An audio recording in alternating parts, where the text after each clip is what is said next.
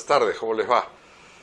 Hoy día, aquí en Actualidad Ambiental Televisión, vamos a hablar sobre agrodiversidad, cultivos nativos y derechos de propiedad. Es un tema que tiene que ver mucho con el desarrollo de nuestra agricultura, con el reconocimiento de los conocimientos tradicionales de los pobladores andinos, de los agricultores del Ande, y no solamente del Ande, sino de otras partes del país. Y un poco qué es lo que está pasando en este mundo que parece ser un mundo de expertos cuando se habla de derechos de propiedad de semillas, por ejemplo, pero que en verdad resulta un mundo que ha venido cambiándose enormemente porque la legislación ha ido desarrollándose tanto a nivel internacional como a nivel nacional, por decisiones en la Comunidad Andina, por ejemplo, o por los tratados de libre comercio que Perú ha suscrito, y que tienen que ver con todo este avance de la biotecnología y de los intereses de las empresas, por ejemplo, creadoras o comercializadoras de semillas, de ir avanzando en obtener derechos de propiedad y reconocimiento de estos derechos. Para conversar sobre este tema, hemos invitado al doctor Manuel Ruiz, que es director de la Sociedad Peruana de Derecho Ambiental y dirige el programa de biodiversidad y asuntos internacionales. Bienvenido, Manuel, ¿cómo estás? Manolo. Muchas gracias, Jorge, ¿cómo estás? Bueno, justo como estaba diciendo, quería comenzar comentando esta patente que se acaba de otorgar en Europa, en junio de este año, de una variedad del brócoli, que para Europa, me imagino, es un cultivo importante, y que, digamos, de alguna manera ha sorprendido a muchos europeos y a grupos de interés locales y a nivel internacional. Se trata de un reconocimiento de una patente a una empresa del grupo Monsanto, la empresa se llama Seminis, y que pareciera que no cumple con los requisitos, ¿no?, que exige la legislación para otorgar derechos de patente sobre semillas. ¿Tienes algún comentario o conocimiento sobre el tema, Manuel?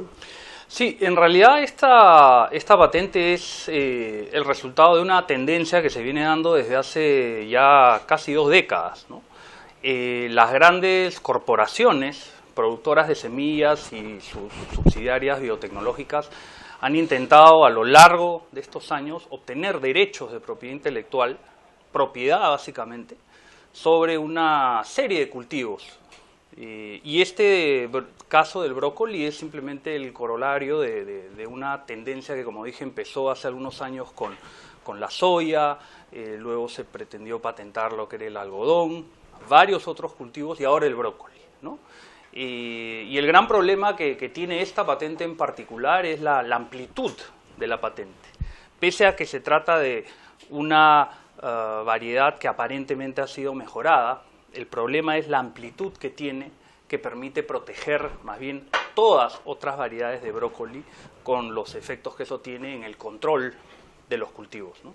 Lo que pasa es que estos derechos de propiedad que se otorgan, tanto los de patentes como los otros derechos en favor de los obtentores o innovadores, ¿no?, o inventores, entre comillas, de variedades vegetales, son derechos que tienen como núcleo probablemente una semilla o una variedad vegetal, pero también protegen, en el caso de las patentes, todo un entorno, ¿no? De tal modo que si tú quieres innovar o quieres utilizar o explotar algo que está asociado o derivado de, finalmente caes en este ámbito de protección que ha obtenido como monopolio el titular de la patente. ¿Es así? Exactamente, lo que has dicho es correcto. La patente se extiende en lo que se denominan las reivindicaciones, que son básicamente eso que se protege, a una amplitud de variedades que prácticamente protegen toda la especie brócoli.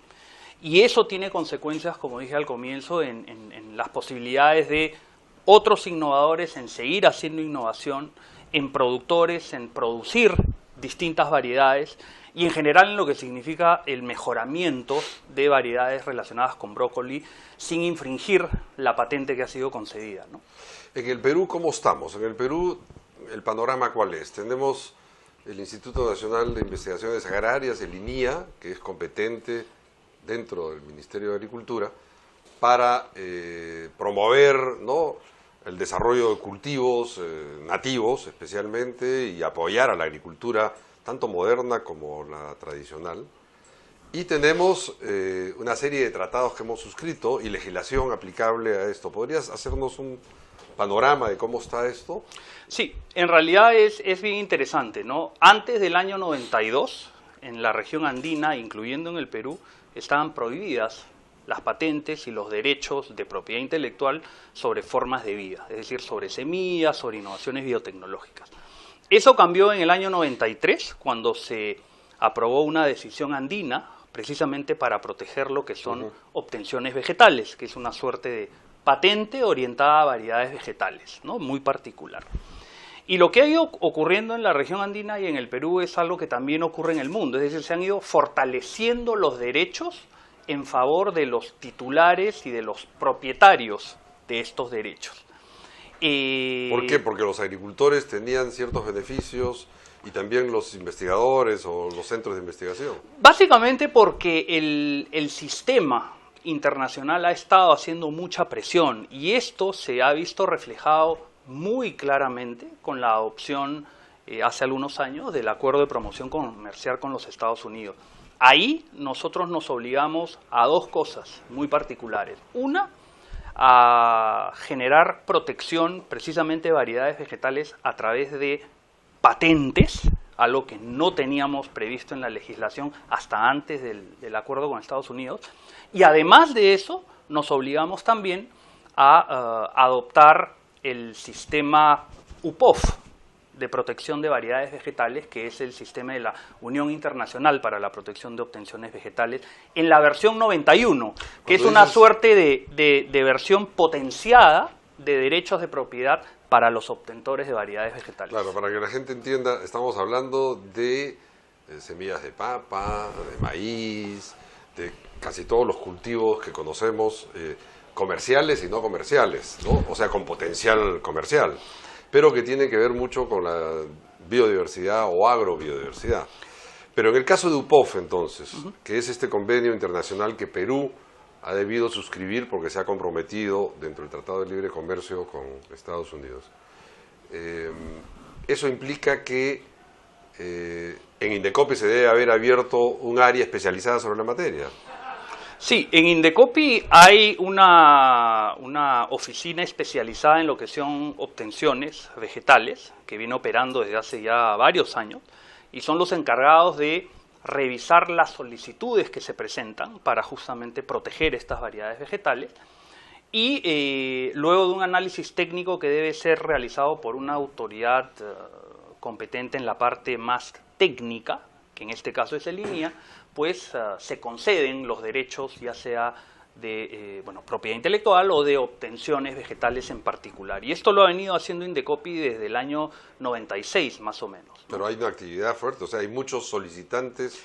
Hay una actividad regular, no es un sistema que esté tan arraigado en el Perú, básicamente porque el Perú no es un país innovador en general, por lo menos en términos de tecnología moderna, ¿no es cierto? Pero hay sí una tendencia creciente a proteger estos cultivos de una multiplicidad de variedades, ¿no? La sorpresa y la noticia que básicamente motiva incluso esta entrevista es que el INIA, que es la autoridad, digamos, especializada técnica en la materia, ha presentado solicitudes, ¿no?, dentro de este esquema de UPOV, para que el Indecopi le otorgue derechos de propiedad exclusiva, como si fuese una patente, sobre una serie de variedades o de cultivos nativos peruanos, 80 y tantos, y en el caso de la papa son más de 50, lo que ha sorprendido. Entonces la gran pregunta es cómo así el INIA, o cuál es la pretensión, o cuál es el objetivo de INIA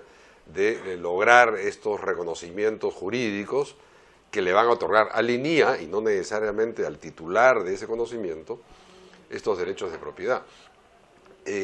Quizá tú explicas un poco más el tema, pero dentro de esto sería importante conocer qué requisitos, ¿no?, se exigen para yo poder obtener como un agricultor, si soy un agricultor, y logro una nueva variedad de papa o de maíz o de oyuco, ¿no? ¿Cómo hago yo para lograr calificar y que me digan sí, usted realmente no, tiene algo novedoso y es algo que, digamos, merece un registro? Sí, este caso de línea es muy interesante por varias razones. Primero, en términos de cuáles son los requisitos de protección. Hay una variedad para poder ser protegida, tiene que ser nueva, tener estabilidad, homogeneidad y distinguibilidad. Es decir, uno tiene que hacer una actividad de mejoramiento de tal naturaleza que cambie esa variedad de lo que ya existía antes, digamos, en el estado del arte. O sea, agregarle valor a través de un conocimiento. Entonces, eso por un lado.